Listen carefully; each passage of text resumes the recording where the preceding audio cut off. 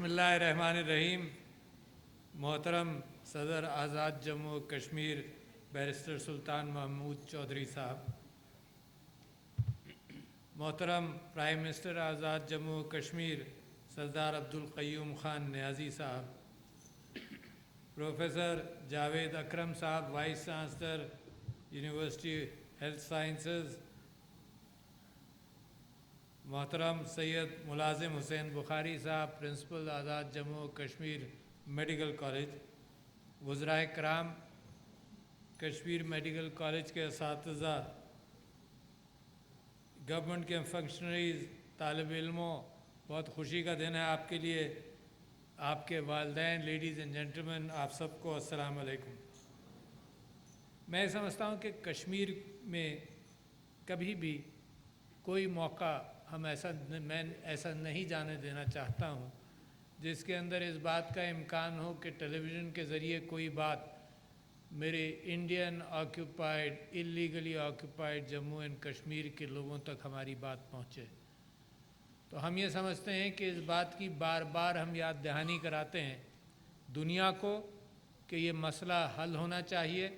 दुनिया को ये बताना चाहते हैं कि हमारे वादे 60-70 साल से हुए हुए हैं और दुनिया की इस मुनाफ़िक़त से भी हम वाकिफ़ हैं कि बहुत सारे और इश्यूज़ को हल कर दिया जाता है और इस मामले को बालाए ताक रखा गया है।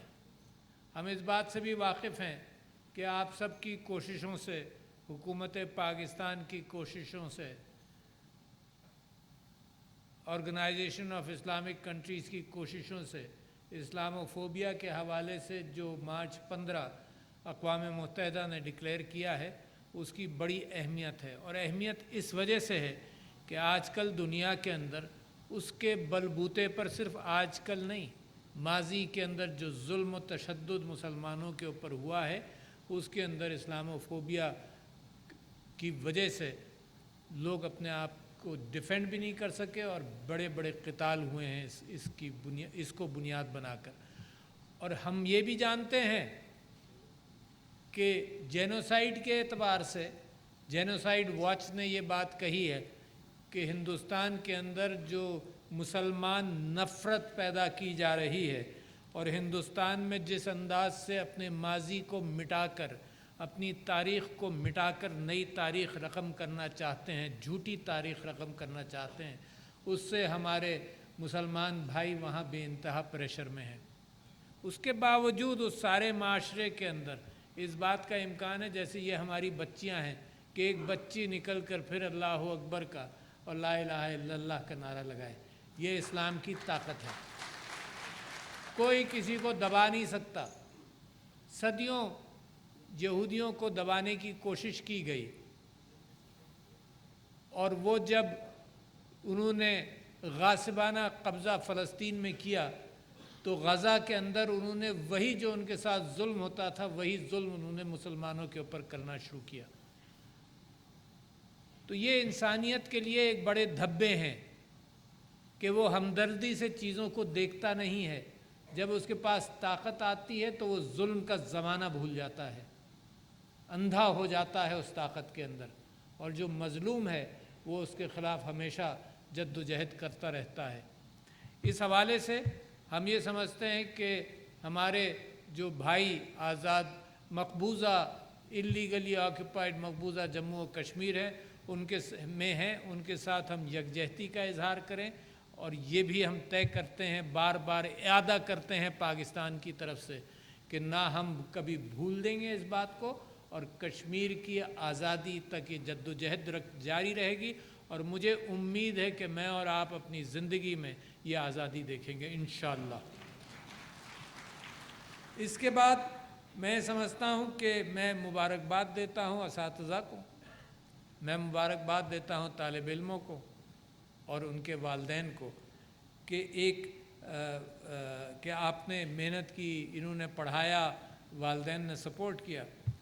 तो हमारे माशरे की जो खूबसूरतियाँ हैं उसका इआदा करना चाहता हूँ। इस वजह से करना चाहता हूँ कि ऐसे मौक़ों पर शायद कुछ चीज़ें ज़िंदगी में याद रह जाएं, क्योंकि ये बहुत बड़ा मौका होता है। मैं समझता हूँ कि सबसे पहले तो जो माँ बाप ने पाकिस्तान और आज़ाद जम्मू और कश्मीर के कल्चर की जो खूबसूरती है वो हमारा ख़ानदान है, वो हमारी मोहब्बतें हैं। और क्योंकि आज़ाद जम्मू और कश्मीर से एक बड़ी तादाद लोगों की दुनिया में गई है जो ओवरसीज़ पाकिस्तानीज़ कहलाते हैं, उनकी जो तड़प है वापस आने की, उसके अंदर मज़हब तड़प नहीं है, क्योंकि मज़हब तो कहीं भी प्रैक्टिस कर सकते हैं। और मज़हब के अंदर तो कहा भी यही जाता है कि दूर दूर जाओ, हर जगह मज़हब फैलाओ। मगर जो तड़प है वो इस वजह से कि यहाँ बुज़ुर्गों की इज़्ज़त, वो मोहब्बतें ख़ानदान की बाकी हैं। वो तड़प होती है जो लोग कहते हैं कि मैं पाकिस्तान या आज़ाद कश्मीर वापस जाऊँगा। तो लिहाजा जब आज आप ग्रेजुएट करें तो मैं समझता हूँ कि ज़ोरदार तालियां तो बजाएं कम से कम उन माँ बाप के ऊपर के लिए जिन्होंने मेहनत की। सिर्फ पैसा नहीं, पैसा तो हाथ का मैल कहलाता है, सिर्फ पैसा नहीं, जो तरबियत के अंदर जो मेहनत की जाती है वो तो बहुत ही भारी होती है। आजकल दुनिया के अंदर तालीम पर तवज्जो रहती है, तरबियत के ऊपर कोई फ़िक्र नहीं करती। हमने पाकिस्तान के अंदर एक बहुत ही अच्छा काम किया कि इतने डॉक्टर प्रोड्यूस करे, इतने इंजीनियर्स प्रोड्यूस किए, बड़ी अच्छी तरबियत और अच्छे ख़ानदानों से वो निकले। और क्योंकि पाकिस्तान के अंदर उनको हम समो नहीं सकते थे तो बहुत सारे बाहर चले गए। तो ये बड़ा वेस्ट है नेचुरल रिसोर्स का, नेशनल रिसोर्स का। क्यों? क्योंकि सिर्फ यही नहीं कि हुकूमत के पैसे खर्च होते हैं, माँ बाप के पैसे खर्च होते हैं, मेहनत होती है, मरीज़ अपने ऊपर आपके तजुर्बात भी करवाते हैं किसी हद तक। और ये सब असासा जब हमने तैयार कर लिया तो ये सब बाहर चले गए, तो हमारा तो बहुत नुकसान हुआ। लिहाजा आज मैं ये उम्मीद करता हूँ कि जो पाकिस्तान अपने महदूद वसाइल के साथ आपके ऊपर मेहनत कर रहा है, महदूद वसाइल के साथ, तो ये मेहनत ज़ाय ना हो। अच्छा, लिहाजा मैं इस बात को, इल्म देखो, इल्म के लिए ज़रूरी नहीं है कि दुनिया भर के, आज जो कोविड की वजह से ये पता चल गया कि इल्म जो है वो तो मौसलाती अंदाज से भी आप तक पहुँचेगा। ज़रूरी नहीं है कि आप बाहर जाएं, बल्कि जब मैं भी बाहर गया पढ़ने के लिए, उस ज़माने में इल्म वहाँ से मौसलाती एतबार से नहीं आता था, तो भी मुझे ये अंदाज़ा था कि यहाँ का इल्म, और जहाँ ज़रूरत है नलका खोलने की उस इल्म का, जो रेगिस्तान है, वहाँ पर जाकर अगर मैं प्रैक्टिस करूँगा तो मेरे हाथ में भी वो हुनर तेज़ी से आएगा और मेरा इल्म भी पुख्ता होगा। लिहाजा बड़े अरसे तक इस बात का वो कहना होता था कि नई टेक्निक, सर्जिकल टेक्निक्स जो है वो आदमी बाहर से सीख लेता है, मगर असल उसका इम्प्लीमेंटेशन और उसकी प्रैक्टिस और हुनर जो है वो फिर पाकिस्तान में आकर उसको हासिल होता है। तो लिहाजा मैं उम्मीद करता हूँ कि अगर आप बाहर जाएं, और यकीनन इल्म की खातिर बाहर जाना पड़े, तो वापसी बेइंतहा ज़रूरी समझना। ये अमानत है कौम की आपके पास, इसमें ख़यानत नहीं कर सकते आप। ये ज़रूर है कि रोज़ी की खातिर आप जाएं, मगर रोज़ी ही, यकीनन बग़ैर रोज़ी के तो मैं किसी को वापस दावत भी नहीं दूंगा, मगर रोज़ी ही नहीं बल्कि आपका ख़ानदान भी बड़ी अहमियत रखता है। फिर जो आपने यहाँ सीखा, आपसे इस वजह से ज़्यादा मुखातिब हूँ क्योंकि यही पैगाम आपके ज़रिए दूसरों को दे सकता हूँ कि आपने जो यहाँ पर सीखा, जिस हमदर्दी के साथ आपने ये इल्म हासिल किया, तो वो अगर मैं आपसे ये कहूँ कि ज़िंदगी वक्फ़ कर दो इंसानी खिदमत पर, तो वो भी ज़्यादती होगी। क्यों? क्योंकि आपने रोज़ी भी कमानी है। तो लिहाजा मैं समझता हूँ कि रोज़ी के साथ साथ ये कैफियत चलनी चाहिए जिसके अंदर आप सिर्फ़ एक जज्बा अपने दिल में जगाए रखें, और वो है हमदर्दी। क्योंकि बाकी मैं इंजीनियर से अगर हमदर्दी का तसव्वुर करता हूँ तो सिर्फ़ उसके ख़ानदान तक और माशरे तक कह सकता हूँ, मगर आपका पेशा तो ऐसा है कि हमदर्दी का अगर मैं तसव्वुर करता हूँ तो आपका हर इंटरेक्शन इंसानों के साथ हमदर्दी डिमांड करता है। और अगर आपको ये मालूम नहीं है तो दुनिया में बड़ी रिसर्च हो चुकी है इस बात पर कि अगर मरीज़ को दवा दी जाए, शिफा का कॉन्सेप्ट इस्लाम के अंदर क्या है और हमारे माशरे में क्या है, उसको समझें। اگر اور دنیا میں اب ریسرچ ہو کر اس کو پختہ کر دیا گیا. جب میں چھوٹا تھا تو میری والدہ کہتی تھی کہ جی فلانے ڈاکٹر کے ہاتھ میں شفا ہے، فلانے کے ہاتھ میں نہیں ہے، یہ کم ہے. دوائیاں تو ایک سی ہیں معاشرے میں، فرق کیا ہے؟ اچھا فرق یہ سوچ لیں اور سمجھ لیں. بڑا اہم بات آپ سے کر رہا ہوں کہ اب تو اسٹیٹسٹیکل اسٹڈیز ہو چکی ہے اس بات پر کہ ایک مریض کو دوا دی جائے، ایک مریض کو پلیسیبو دیا جائے. پلیسیبو ڈاکٹر حضرات تو سمجھ جائیں گے، پلیسیبو اس کو کہتے ہیں کہ دوا جیسی گولی مگر دوا نہیں. صرف اس کو یہ کہا جائے کہ تمہیں کوئی دوا دی جا رہی ہے، دوا نہیں ہے مگر. اور ایک ہمدردی. تین چیزوں کے اعتبار سے یہ اسٹڈیڈ کیفیت ہے کہ جس چیز کے اندر چاہے آپ پلیسیبو کے اندر ہمدردی ڈالیں، چاہے آپ بغیر دوا کے بھی ہمدردی کریں، تو جو علاج انسان اپنے بدن کی طاقت سے کرتا ہے وہ 15-20% بہتر ہوتا ہے. تو لہٰذا ہمدردی آپ کا ایک ٹول بھی ہے، اور ہمدردی ایک ثواب کا ذریعہ بھی ہے. اور ہمدردی جو ہے وہ یہ ہو نہیں سکتا کہ ڈاکٹر معاشرے کے اندر ہمدردانہ سوچ نہ رکھے. اور یہ مت سمجھیے کہ ہے. میں اپنی زندگی کے بہت سارے واقعات آپ کو بتا سکتا ہوں جس کے اندر ڈاکٹر کو میں نے ہمدرد نہیں پایا. تو لہٰذا اس کا تعلق تو ان ماں باپ کے ساتھ ہے جنہوں نے آپ کی تربیت کی ہے. اس کا تعلق اس تکلیف سے ہے جو آپ اسپتالوں کے اندر دیکھیں گے. اور آج ہی کا ایک مضمون ہے نیو یارک ٹائمز کے اندر، doctor Seema Jilani was a پیڈیاٹریشین I presume. اس نے یہی لکھا ہے کہ جب میں پیڈیاٹرکس کی ICUs میں ہوں تو مجھے روزانہ جتنی تکلیف ہوتی ہے، ڈاکٹر اس بات کی کوشش کرتا ہے کہ وہ تکلیف کو بیک گراؤنڈ میں کر دے اور صرف روٹینز کے اعتبار سے مریضوں کو دیکھے. تو میں آپ سے اپیل کرنا چاہتا ہوں کہ آپ ہمدردی کی دامن کو کبھی بھی مت چھوڑنا. یہ انسانیت کا دامن ہے. اس کے بغیر انسان ظالم ہے. اس کے بغیر دنیا کے اندر آپ نے دیکھ لیا کہ یہ جو آج کل کا زمانہ ہے جس میں موریلٹی بھی نکال دی جائے تو وہ ظلم کرنے میں کبھی انسان رکتا نہیں ہے. تو اپنی زندگی کے اندر صرف ڈاکٹری کے پیشے کے اندر نہیں، اپنی زندگی کے اندر اگر معاشرے کے ساتھ ہمدردی رہے گی تو وہ معاشرہ پھر اتنا مضبوط ہوگا کہ اس معاشرے کو کوئی پیچھے چھوڑ نہیں سکتا. میں سمجھتا ہوں کہ اس کے ساتھ ساتھ ایک چیز جس کا یہاں پہ بڑا ذکر ہوا اور وہ یہ ہے کہ خواتین پیشہ چھوڑ دیتی ہیں. اچھا اس کا یہ پاکستان اس سلسلے میں بحث 40 سال سے کر رہا ہے. 40 سال سے بحث ہو رہی ہے، مگر اس کا کوئی سلوشن بھی نکالا پاکستانیوں نے، یا صرف یہ بحث اور نصیحت پر چھوڑ دیا اس بات کو کہ لڑکیوں پیشہ مت چھوڑنا. تو I am actually disappointed کہ آلٹرنیٹس کا ذکر نہیں ہے. تو لہٰذا میں نے ایک یونیورسٹی کو ذمہ داری دی اور آپ کو بھی میں ذمہ داری دیتا ہوں کہ اس کے اوپر کوئی پازیٹیو پروپوزلز آنے چاہیے. بھئی یہ کیسے ہو سکتا ہے کہ 80% لڑکیاں ہیں یہاں ماشاءاللہ اور اس میں سے 80% پیشے کو چھوڑ دیتی ہیں؟ تو it's a waste of national resource.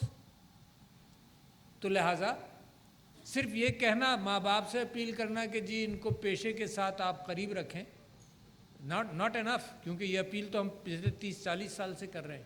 تو ہو کیا رہا ہے؟ یہ اس کا حل کہاں پر ملے گا؟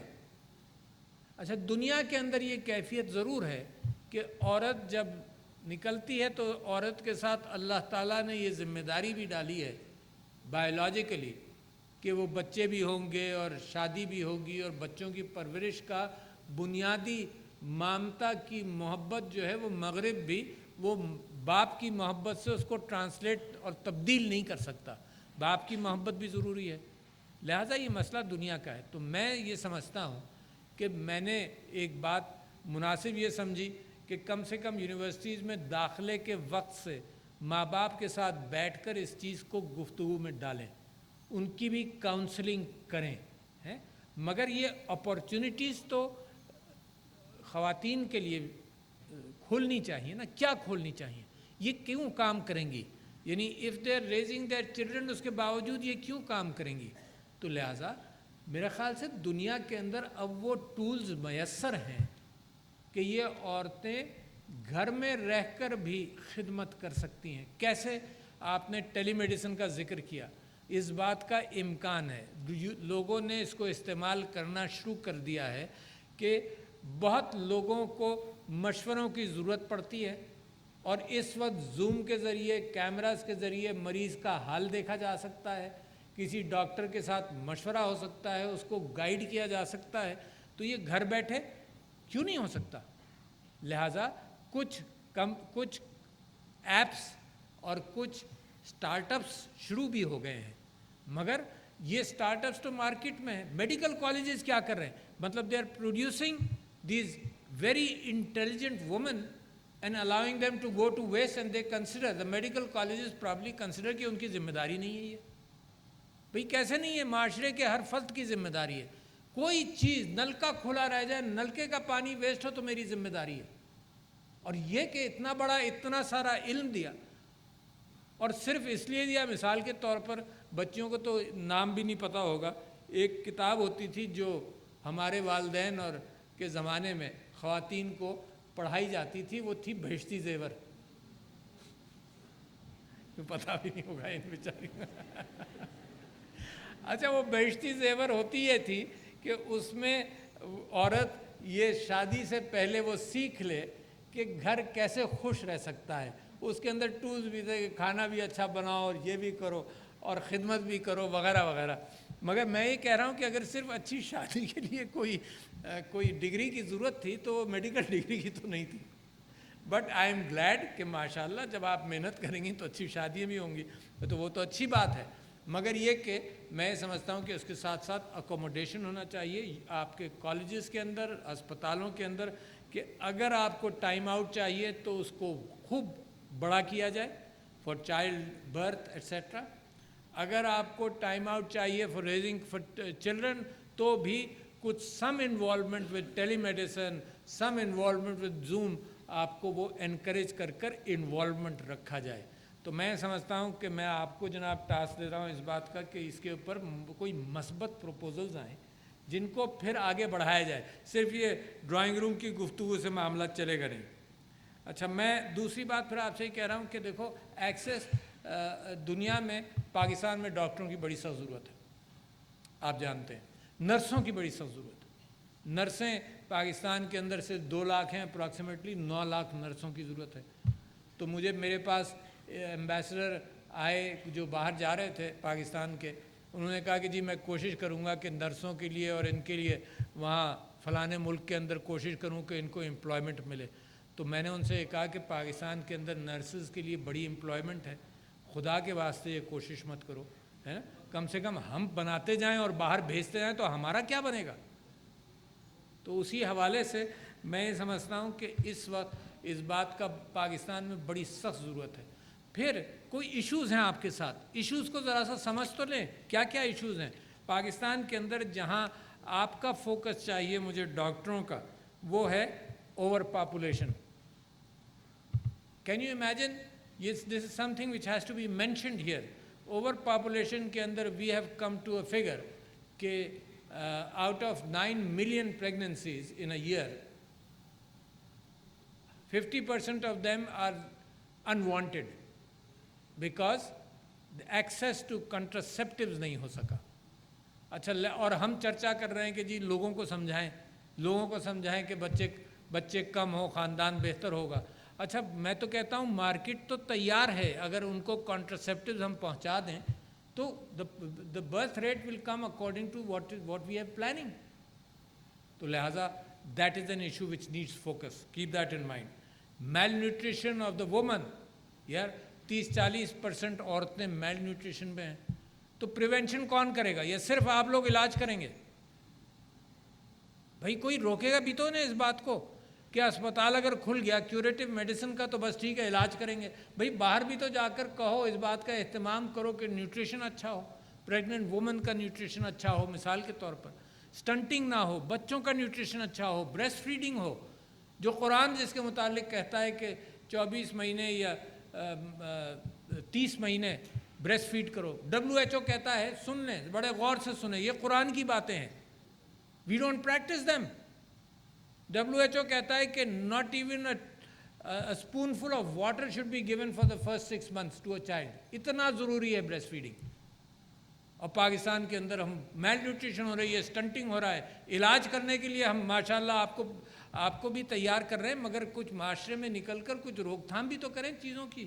طہارت کے اعتبار سے اتنی ساری بیماریاں ہوتی ہیں, آپ جانتے ہیں بچوں اور جو یہاں ڈاکٹرز ہیں کہ کمیونیکیبل ڈیزیزز طہارت کی کمی سے, ہاتھ صاف نہ رہنے کی وجہ سے مثال کے طور پر بھی ہوتی ہیں. تو وضو کے اندر طہارت, بہت سارے ایریاز ہیں. اسٹنٹنگ کا میں نے آپ سے ذکر کیا کہ breast feeding is a must to handle that. Obesity اور میل نیوٹریشن ساتھ ساتھ چل رہا ہے. معاشرے کا عجب حال ہے, یعنی جن کو مل رہا ہے وہ موٹے ہو رہے ہیں, اور جن کو نہیں مل رہا, اور 30-40% آئیدر وے, یعنی جو درمیانہ روی ہے وہ 20-30% کی ہے. باقی جن کو مل رہا ہے وہ موٹے ہو رہے ہیں, ڈائبٹیز ہو رہا ہے اور بہت ساری بیماریاں ہیں, اور جن کو نہیں مل رہا وہ پتلے ہیں اور بیمار ہیں میل نیوٹریشن کی وجہ سے. تو یہ کون کس کو کہے گا؟ تو یہ باتیں میں سمجھتا ہوں یہ ذمہ داری ہم سب کی, اور خاص طور پر نئے گریجویٹنگ ڈاکٹرز کی ہے. ہیپاٹائٹس, آپ کو معلوم ہے ہیپاٹائٹس کا ایک ریزن انفیکٹڈ نیڈلز رہا ہے, اینڈ پاکستان کے اندر بہت بڑا کوانٹم ہے ہیپاٹائٹس کا. I forget the figure, 9% to 10% population جو ہے وہ ہیپاٹائٹس کا شکار ہے, اور اس کا علاج اگر آج پاکستان کرنے جائے تو $3 ارب کم سے کم ایسٹیمیٹڈ ہے. تو لہٰذا اسٹیرلائزیشن مثال کے طور پر, پلس دا فیکٹ میرے پاس ایک امبیسڈر آئیں ایک ویسٹرن کنٹری کے, انہوں نے کہا کہ جی ہم پاکستان کو مدد کرنا چاہتے ہیں کہ جو اوور پریسکرپشن ہے دوائیوں کا, اینٹی بائیوٹکس کا, اس میں کوئی احتیاط شروع ہو. تو میں نے کہا تم کیا کرو گی؟ تو انہوں نے کہا کہ جی ہم پیسہ دیں گے. ہم نے کہا ہمیں تو پیسہ نہیں چاہیے, ہمیں تو ان لوگوں کو ایجوکیٹ کرنا ہے کہ یہ جب نکلیں تو یہ جو اوور پریسکرپشن ہے دوائیوں کا کہ ہر ایک کو جناب وہ لگنا چاہیے, کوئی نہ کوئی انجیکشن لگنا چاہیے, یہ تو معاشرے کے اندر سے شروع ہوگا.